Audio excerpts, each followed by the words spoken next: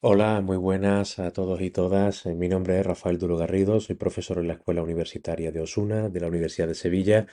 Y bueno, me gustaría empezar agradeciendo a los organizadores del Congreso que hayan tenido bien aceptar mis propuestas, entendiendo que podría aportar algo interesante, que podría aportar algo, algo de interés, ¿no? El mundo de la innovación docente. Bien, yo vengo a hablarles aquí muy brevemente del uso de tecnología de lectura de manuscritos en la enseñanza de la historia moderna. Concretamente, el uso de la tecnología de reconocimiento óptico de caracteres como forma de familiarizar al alumnado, desde cualquier etapa educativa, con la lectura de manuscritos antiguos, concretamente de los siglos XVI al XVIII aproximadamente. Se trata de una propuesta innovadora centrada en la innovación tecnológica. Aquí les desgloso un poco en el índice algunas de las cuestiones que vamos a abordar. En primer lugar, el debate sobre las nuevas tecnologías en la enseñanza, para pasar después al conocimiento de las fuentes en la docencia de la historia. Y desde estos dos puntos de partida vamos a ir construyendo los siguientes puntos. Las tecnologías OCR, qué son esas tecnologías de reconocimiento óptico de caracteres, qué utilidad y tipologías tenemos, la aplicación de estas tecnologías en el aula y algunas ideas finales. Bien, el tema de las nuevas tecnologías es realmente una cuestión, una realidad docente que lleva siendo un debate muchísimo tiempo. Tanto es así que ya lo que hace 10, 15, 20 años se consideraban nuevas tecnologías, ahora ya no son en absoluto, no representan en absoluto ninguna novedad. Sería difícil defender en pleno 2024 que Internet o la conexión de los equipos y el acceso a la información a través de la red es una nueva tecnología. Sería difícil hablar del streaming como una nueva tecnología. Sería complicado referirse a la capacidad docente de las plataformas de vídeo como una cuestión novedosa que lleva entre nosotros, ya digo, casi prácticamente 2 décadas, ¿no? De manera y modo que es complejo definir lo que son nuevas tecnologías y por eso tenemos que redefinir la cronología de lo que consideramos nuevo y las funciones de estas nuevas tecnologías, porque desde luego son funciones muy diferentes a las tecnologías que teníamos hace tiempo. Además, tenemos que superar los esquemas tradicionales por dos cuestiones esenciales. La primera de ellas es que el alumnado cada vez tiene una alfabetización digital mayor. El alumnado cada vez está más familiarizado con los dispositivos digitales, no solamente desde un punto de vista de su manejo, sino también desde un punto de vista del conocimiento de su interfaz, de su funcionamiento, de su gestión, etcétera, etcétera, etcétera. Y esto ha hecho que haya una verdadera brecha digital entre los propios docentes y los discentes, puesto que aquellos profesores o profesoras que muchas veces pues tienen más edad o no están tan habituados a los dispositivos electrónicos, ven como alumnos décadas menores que ellos, 20, 30, 40 años menores que ellos, pues realmente tienen una destreza digital absolutamente abrumadora. Por eso esa brecha digital no solamente es social, sino que también se da dentro del aula. Bien, pasamos ahora al otro punto. Hablando de las nuevas tecnologías, hacemos la transición a las fuentes en la docencia de la historia. ¿Para qué hemos hablado de la tecnología? Para aplicarla a esta cuestión. Es verdad que la historia tradicionalmente se ha explicado como algo dado, como algo que ya está ahí, ¿no? Conocemos la historia, conocemos lo que ha sucedido, nos limitamos a explicarlo, a desarrollarlo, guerras, acontecimientos, etcétera, y de esta manera, pues poco más que, bueno, pues encontramos una especie de nómina de sucesos, pero no introducimos a los alumnos casi nunca en el debate de cómo hemos llegado a conocer esos hechos. El alumnado debe, desde nuestro punto de vista, conocer que la historia se basa en el análisis de las fuentes, fuentes bien arqueológicas, bien documentales, bien de cualquier tipo, pero en fuentes. Y en este caso, ya que nuestra propuesta se aplica a la historia, concretamente a la historia moderna, consideramos que el análisis de los manuscritos es un elemento esencial para comprender las fuentes. Pero claro, estos manuscritos, sobre todo de los siglos XVI y XVII, tienen ventajas e inconvenientes. Mm, Uno de los problemas es la accesibilidad. La documentación físicamente se encuentra en los archivos, pero es verdad que si no vamos a los archivos no podemos encontrar toda la documentación disponible. En parte, esta problemática se soluciona con portales como Pares, el portal de archivos españoles, que contiene buena parte de la documentación de los archivos nacionales, aunque es verdad que de los archivos diocesanos y locales en mucha menor medida. Pero, por ejemplo, tenemos muchísimos documentos de archivos tan importantes como el General de Indias, como el de Simancas o como el Histórico Nacional, entre otros muchos.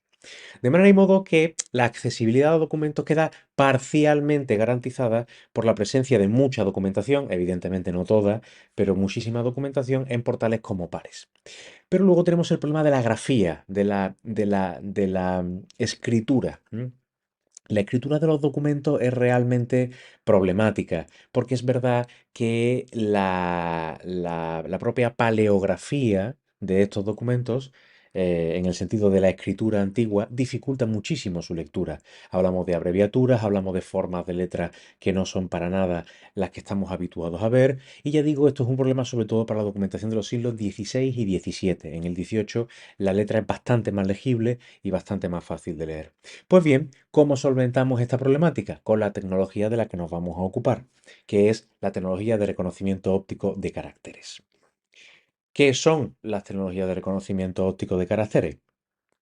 Son aquellas que se dedican a reconocer caracteres, letras, en este caso, en el caso de los manuscritos, y que pasan estas letras, estos caracteres, de los soportes físicos de la documentación a los archivos digitales. En otras palabras, de la hoja del manuscrito al archivo en Word, PDF o en cualquier otro documento, en cualquier otro formato. Por tanto, de la letra muchas veces ilegible, muchas veces de una tipología muy especial que no alcanzamos a leer por la forma que tiene, a la letra, la fuente estandarizada que podemos tener en cualquier archivo de texto. ¿Qué tipos de tecnología de reconocimiento de caracteres podemos encontrar? Según la clasificación que el propio Amazon Web Service establece, aunque es una clasificación genérica, podemos encontrar un software simple de reconocimiento de caracteres, que es aquel que va leyendo los caracteres y los compara con su propia base de datos, de manera y modo que si lee un carácter que parece una A, lo compara con todos los caracteres que tiene en su base de datos, y si ve que se parece a la A, lo procesa como A y así con todas las letras, va comprobando, estableciendo esa comparación de los caracteres que lee a los caracteres que tiene almacenados.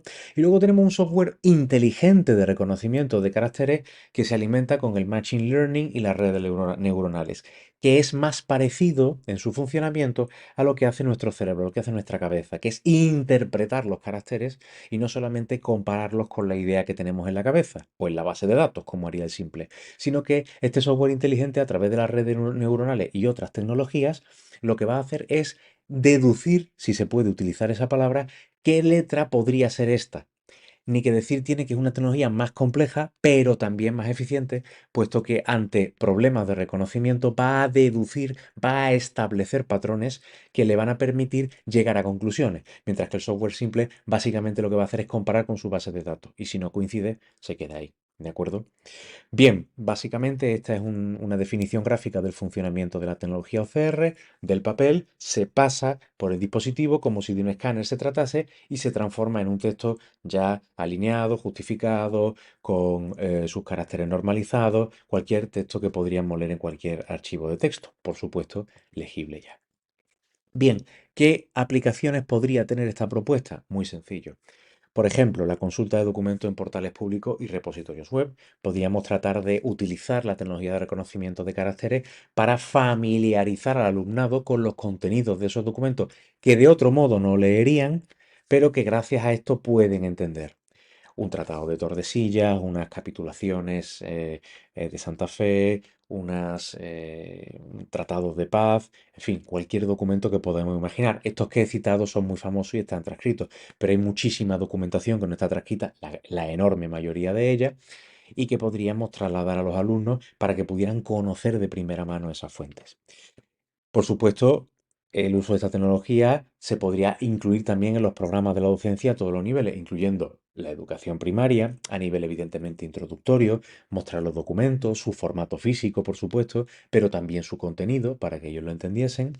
Y a nivel de educación secundaria obligatoria, al final de las unidades didácticas, por ejemplo, de las materias de historia, de forma más específica, pues se podrían analizar documentos que fueran, insisto, no conocidos, que fueran de documentación de archivos cercanos o documentación de los propios portales que hemos enunciado, que hemos dicho, y se podría analizar su estructura, contenido, etcétera.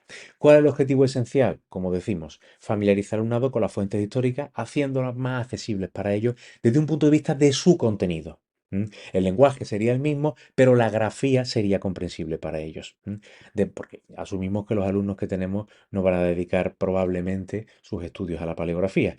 De manera y modo que para que el alumnado tenga una idea de la importancia de los documentos, estas tecnologías lo que hacen es acercarle su contenido a los ojos del siglo XXI. Algunas ideas finales. La inclusión de estas tecnologías será una oportunidad para docentes y discentes. Para los docentes para manejar estas tecnologías y para los discentes para adquirir nuevos conocimientos y competencias. La mejora de la accesibilidad a la documentación evidentemente es una realidad. Nos acercamos con ello al método histórico y al patrimonio documental, favoreciendo la capacidad de los alumnos de desarrollar esa sensibilidad por el patrimonio, no solamente monumental o arquitectónico, sino también documental y escrito. Evidentemente esto necesita esta iniciativa, estudio de viabilidad, qué software podríamos adquirir, cómo podríamos hacerlo, cómo podríamos implementarlo en las unidades o en las situaciones de aprendizaje. Y luego, claro, plantear si esto podría tener un impacto también en la organización del propio currículo, ¿no? Hasta qué punto podríamos insertar estas interesantes iniciativas en la parte de la organización del currículo, ¿no? De que los alumnos en las materias de historia comprendan la importancia de estas fuentes y podamos, gracias a esta tecnología, mejorar la accesibilidad a las mismas, ¿no? Sí, nada más, solo me queda agradecerles mucho su atención y agradecerles de nuevo que hayan contado conmigo. Muchas gracias.